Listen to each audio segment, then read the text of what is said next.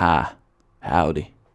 My name is Alexi Pukanikin, and we're ballin' today, tomorrow, and most definitely yesterday. At what cost? But can you meet me halfway? We're halfway there. We're halfway through the season, but also, can you meet me halfway? Right? Life is about compromise, right? Compromising means sustainability. And that is the vibe we're going to go with for today's episode. You gotta meet me halfway. Rams, Sean McVay finds the way because the previously injured could play, but Super Bowl hopes are starting to fade because tax and homelessness is rising in LA. Not bad. Sean McVay finds the way. And just to stay on topic, just to stay, because of, the world and things that are happening in the world, especially in the United States where the National Football League takes place. Kamala. I told her, I said, you got to take some notes. I told her good results happen. And this was told by me from a scientist, a pal that I know very well. Results will happen. Good results will happen if you pay the Hawaiians. You got to pay the Hawaiians, especially Puka Nacua, the Hawaiian, doing very well, and you got to pay them, and good results will happen. That's what I've been telling her. That's what I've been telling Kamala. That's what happens.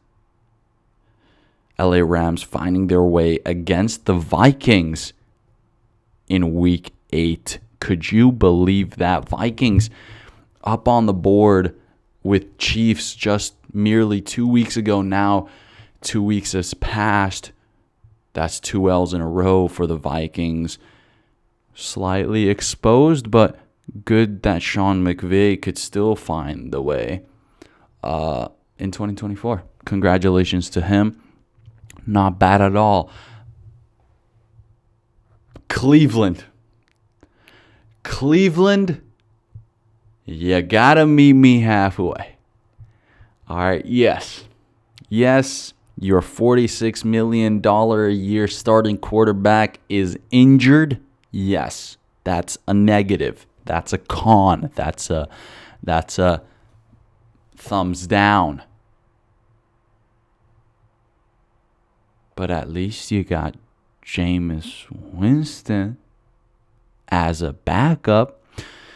He starts for the first time since 2022. And while he's getting interviewed,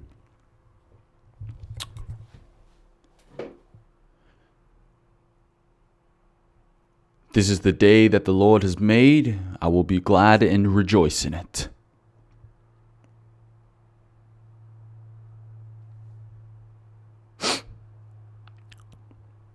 Unwavering faith, ultimate belief, dependence on the Lord. That's all we got. That's all we got.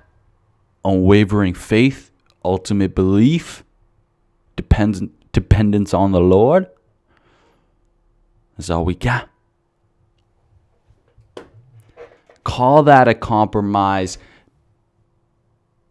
because you need Jameis Winston. Jameis Winston is about as goddamn beautifully as a compromise will fall in place.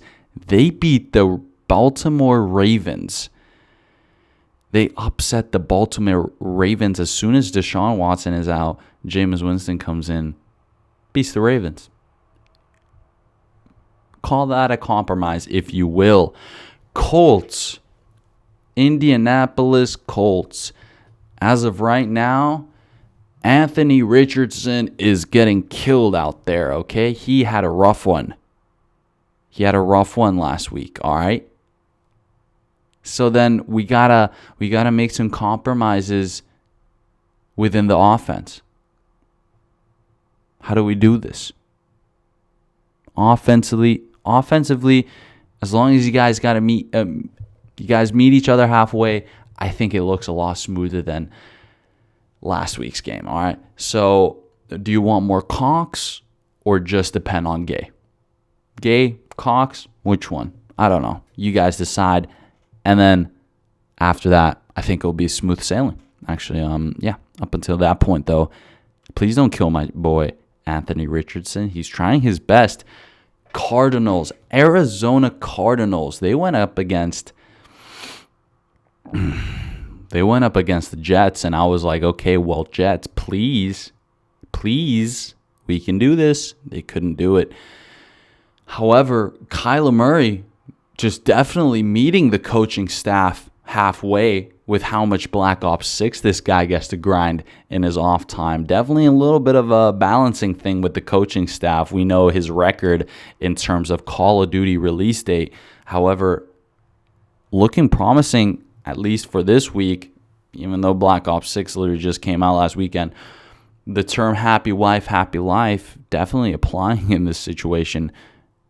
Keep Kyler Murray very satisfied, and he will simply play the objective as it's meant to be played and do everything possible to be able to teabag on the opponent and teabag on the Dolphins. He did.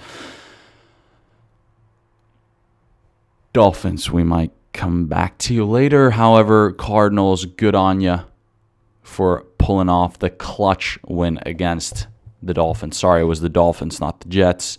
Jets were playing an even more horrific team and somehow lost, but we will skip past that one this week. Buccaneers, Tampa Bay Buccaneers, tough matchup against your division rival, but Kirko Chains was balling out, doing his thing, which, you can't blame you. It's you guys are the compromise. Hey, listen, but Tampa Bay, you lost Brady, you got Baker Mayfield. All right, crack open a fresh brewski, do a little bump. We'll see you guys at the wild cards. That's that. All right, you guys are good. Bengals, Cincinnati. You're 3-5 right now with pretty much only Joe Burrow and Jamar Chase doing the work in the offense. Well, a little bit of Moss, a little bit of Zach Moss in the mix.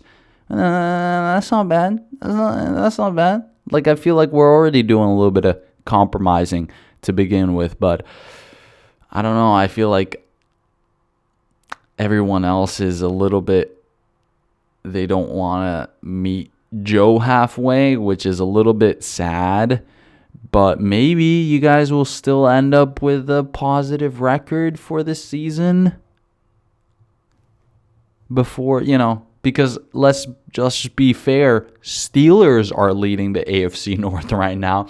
The AFC, this exact thing happened, by the way, last year, where it was like, no, Ravens should be number one. No, maybe Bengals should be fighting for number one position. No, maybe Browns could be fine. No, it's the Steelers. It's always and will always be the Steelers. That's it. Pittsburgh rocking it out. However, Bengals, if you guys could just, I guess that's already a compromise. You get some money. You're playing in the NFL. However, you're in Cincinnati. Sorry, Cincinnati. I love you guys. You guys are probably the best. LA Chargers. Oh, my God. LA Chargers. All right. Now I'm going to talk directly to the Chargers, right? This is like a little heart-to-heart here. Okay, just could you please meet me halfway? Could you guys stop looking so promising? I mean, this is just scaring me a little bit. I need the Broncos to be making at least the wild card rounds. You guys are going to be the number one reason to prevent that from happening. If you guys may, just chill down a little bit. You guys have a great defense. Maybe just don't play such good defense. Like, Saints only scored 8 points. I mean, what is going on? LA Chargers, please take it easy. Me halfway. Right? Bears. Chicago, Windy City. You've got a rookie quarterback who's very promising, right? Your defense is top 3 in the league, right? So one Hail Mary loss, it's fine. It wasn't even at home. It's okay. It's okay. You gotta meet the karma halfway, dude. You gotta all the superstitions, all the luck. You gotta meet the luck halfway, dude. Luck is only gonna get you so far. This was a little bit of bad luck. Maybe later in the season you'll have good luck when you need it. It's fine, Chicago. You're good. You're good. Okay, Commanders. We're feeling all right after that one. Broncos. Oh, we're halfway there. Oh, living on a prayer. We're halfway there. And we're living it up on a prayer, bruh. Bo Nix, he's answered all my prayers, bruh. So with that being said, halfway through the season, Broncos country. I like it. Let's keep on going. We're halfway there. 49ers and the Cowboys, they went against each other. And let's just say both of these franchises are the definition of meet me halfway. 49ers, this is their pitch. Hey, we've got a serious problem with homelessness and drug addiction that correlates directly with mental illness, but we're one of the most legendary franchises in the NFL. Yeah. Yeah, San Francisco. Yeah. Cowboys. Hey, we got lots of money, but hopefully you're okay with the owner measuring your penis. Yeah, lots of money. Yeah. Jerry Jones is going to talk about your cock. Rock on. Meet me halfway, dude. It's halfway. It's fine. It's all good. Right? Rock on. But 49ers ended up upsetting the Cowboys. So money don't talk in this NFL world, if you're asking me. So that was a bit of a summary of what was going down in Week 8. Meet me halfway. We are at the halfway point now.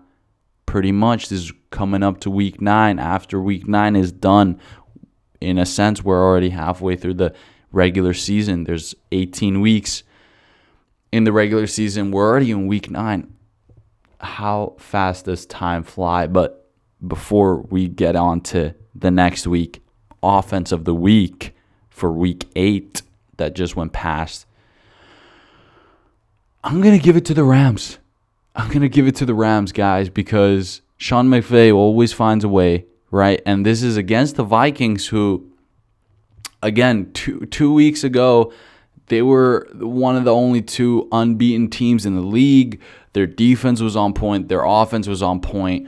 Not looking like they were slowing down at all. And the Rams, they really took advantage of this whole situation. Vikings getting cut down from their momentum a little bit after taking their first loss last week. And then this week, Rams, they got back Puka Nacua, right? Puka Nacua finally healthy. Kyron Williams been doing some crazy stuff for the team throughout the regular season already. Now just keeping it up. And they went against a strong defense on primetime. That's what I'm saying. Rams offense really did what they had to do. Beat the Vikings by 10 points as well. So 2-possession game.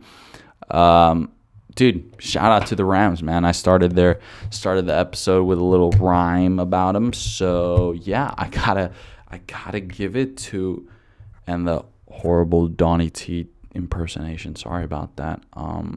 But I just wanted to get that point through. You got to pay a Hawaiian brother if they need to. If they need to get paid, pay the Hawaiian brother. That's all I'm saying, Kamala. That's all I'm saying. I'll write down LA Rams just because I gave the LA a little bit of scram right there. LA Rams, boom. Shout out. I'm gonna put down Kyron Williams, and then also Puka Nacua. Guy's a legend. Seriously a legend. Defense of the week. Defense of the week goes to the Chicago Bears. Of course. Thank you, Chicago Bears defense, for giving us a Hail Mary game winner at week 8. Very much appreciated. I had predicted the Jets to beat the Patriots. The Jets lost. I had predicted the Dolphins to beat the Arizona Cardinals. The Dolphins lost. I had predicted the Commanders to beat the Chicago Bears. And my goodness, did it go down to the very, very last second. And to be fair, if you really you kept a very strong Washington Commanders offense at only 12 points pretty much throughout the whole game. 12 points is not a lot for such a strong offense. And at the end of the day, you gave us pretty much play of the week. So I got to give it to you. I got to give it to you guys. I know you guys probably don't feel a lot of success at the moment. However, I got to just get it through to you guys. I appreciate it a lot. I actually do. Bears defense. The whole defense. Shout out, dude. Shout out Bears defense, dude. That was...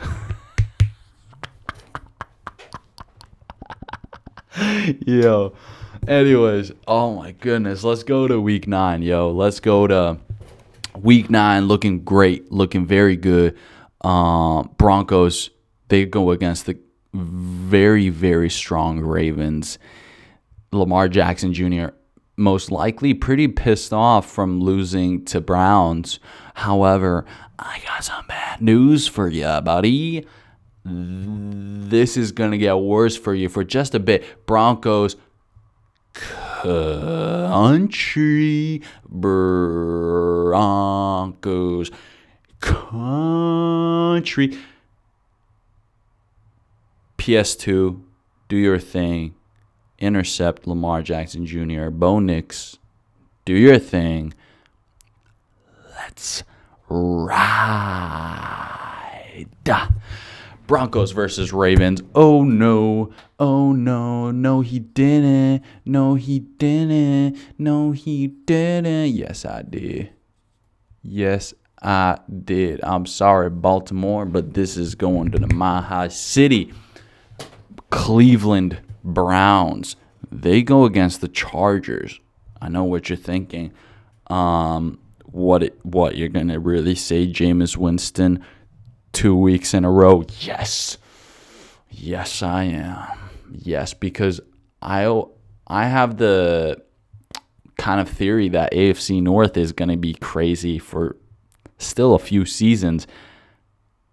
The only way it gets crazier is if the Ravens lose to the Broncos and then the Browns also get a dub on the board. So yes, Jameis Winston. Unwavering faith. Ultimate belief that you can get 2 in a row. Let's do it. All right. Send the Chargers home.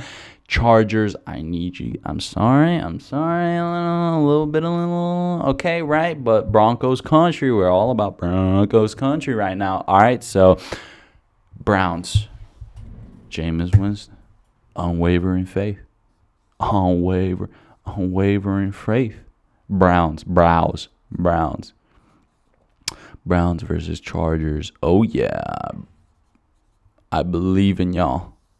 I believe in Cleveland, yo. Dude, shout out to Cleveland. Lions versus Packers. Very interesting. Last week, they were both on my offense of the week. because Lions, impressive win against the Vikings, Packers, impressive win against the Texans, and now the NFC North beasts go against each other. NFC North is balling out of control. Like I've stated before, they are the strongest division throughout. Lions running backs looking quite darn unstoppable. David Montgomery, Jahmyr Gibbs. Kind of like what can you do against them? But at the same time, if we're talking about effective wide receiving, like just receiving room, just grouper wide receivers, I think the Packers are up there. They're definitely up there. If they were able to inch it out against the Texans, why couldn't they right now against the Lions, right?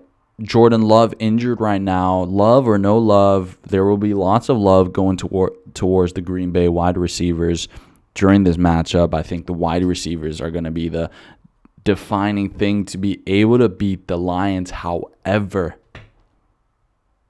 Lions, I predicted y'all to go to the Super Bowl. A win against the Packers would definitely cement the strength that you guys possess within your division, but above all the other teams in the NFC. Lions, I want this to be Eminem's year. Okay, he released a fire-ass album, right? First time in a while. We need this to happen right now. We need the whole Detroit to come together. We need Ford to be great again. What? Anyways, that's the NFL world. And moving on real quick to the F1 world, the F1 corner right there. And with that being said, I have to get the red marker out here. And just to keep in mind, I didn't take this away just because I am that proud of myself for calling it. Carlos Sainz Jr.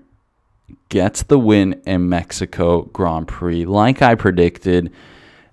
And for the second half of the season, 2024 season, I predicted one more Sainz win, and that is ticked off. And just keep in mind the name that is up on the board as well. All right, but Carlos Sainz completes his ultimate revenge tour of this season. He proves to himself and to everyone else that he's an elite race car driver, which is great for Williams for next year, but just to give a little bit of a middle finger for the rest of the teams for, this is who I am, this is my capabilities, fuck you for not choosing me. That's what Carlos Sainz is about. And also getting his revenge on Sergio Perez for what had happened in Azerbaijan. He did not forget that. And think about it. He's also just going like, oh, this is like a second home for me. Yeah, dude. Daddy's home. But anyways, with two Ferrari 1-2s in a row, Austin, it was Leclerc Sainz. Now in Mexico, it was Sainz Leclerc. Never mind, it wasn't a 1-2. Never mind, scratch that. Sorry, never mind, it wasn't. It was Lando Norris. Fuck it. I'm sorry. But either way, two podium finishes in a row. Two double podium finishes. There's too many numbers at this point.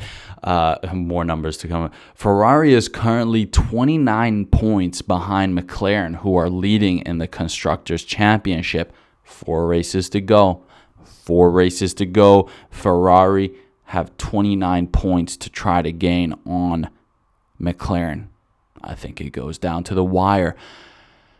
Lando gains 10 points on Verstappen for the Drivers' Championship, but that's only because Verstappen went full Verstappen mode and earned himself a 20-second penalty, which I was surprised about. I was like, wow. Like, he is actually kind of losing his cool a little bit. However, if you look at it from the other perspective, it's more like, I think Verstappen it was inevitable. I mean, it wasn't like he didn't like still throughout this whole season, he never had a full moment like that where it was just like, nah, you can't take over me. I'll ruin my own race just to ruin yours. But now this was the first time where it was like, damn, dude, you're like, all right, you're getting a little pissed, dude. I get it. I get it, dude. And yes, Verstappen will win the Drivers' Championship. I think that is still pretty much a guarantee. Verstappen only getting a horrible result for the race just because he got the 20-second penalty. If he didn't, he would have probably still ended up on the podium. But yeah, it's fine, guys. Verstappen can win 4 times in a row, but at least the handsome Ferrari or McLaren boys are going to win the team championship. So it's a meet me halfway kind of season too, right? Yes, Norris is finally winning, but Hamilton is winning too. Verstappen is winning a lot, but Leclerc is winning too. Like, you know what I'm saying? It was really like the best of both worlds so far this season. And going into the Brazilian Grand Prix this weekend, this will mark kind of the end. I've said this already, but it's already kind of the beginning of the end for races left. Brazil, very legendary track, and indeed probably the last kind of real fun track that we're going to get out of these 4 races left. Brazil, very fun track, but it's just after this, it's Las Vegas, Qatar, and Abu Dhabi, which is just a big old question mark in terms of entertainment value. Brazil always going to come through with the entertainment value, and on top of everything, it's a sprint weekend. Keep that in mind, ladies and gentlemen. Sprint weekend always going to throw some curveballs at you, maybe give Ferrari some extra opportunities to score points on McLaren. However, the point I'm trying to make here is rain is looking like it's coming in. And I gotta tell you, I think you guys pissed him off. I think you guys pissed him off. I think he's pissed. Who? The defending champion. I think Max is kind of pissed right now. Max is not going to take... I'll tell you something. I know Max. Max, we go back a long time. Max is not going to be satisfied with winning the Drivers' Championship if the last time he's won a race was goddamn more than half a year ago. Okay. He's going to want to win a race before this is all said and done. And I think just because of that, in his mind, Mexican Grand Prix was a pathetic race for him, right? And because of that, he's going to come down to Sao Paulo and he's going to be flowing with the rain, man. I think you guys woke up the beast. You guys poked the bear a little too many times. And now he's got to show you guys what's up. Before the season, he's got to show you guys one more time just who the king is. So with that being said, yes, it's a sprint weekend. I'm going to skip the sprint weekend predictions. I'm going to go straight to the point. Pole position on Saturday is going to be Verstappen. And the winner is going to be Verstappen. That's it. I think you guys have poked the bear enough. I think he's had enough. He's been very close. He's been up on the pace. right? Maybe he falls down a little bit during the time of the race, but just because it's the rain as well. I predict there's going to be rain. I think I checked the weather report. I think it said it's going to start raining. Yeah. That's only going to help Verstappen. So Verstappen, it's going to be a Brazilian masterclass of a weekend for him, and he will cement himself as the 4-time world champion. And that's that. UFC crazy card last weekend went down. Yes, I am heart goddamn broken.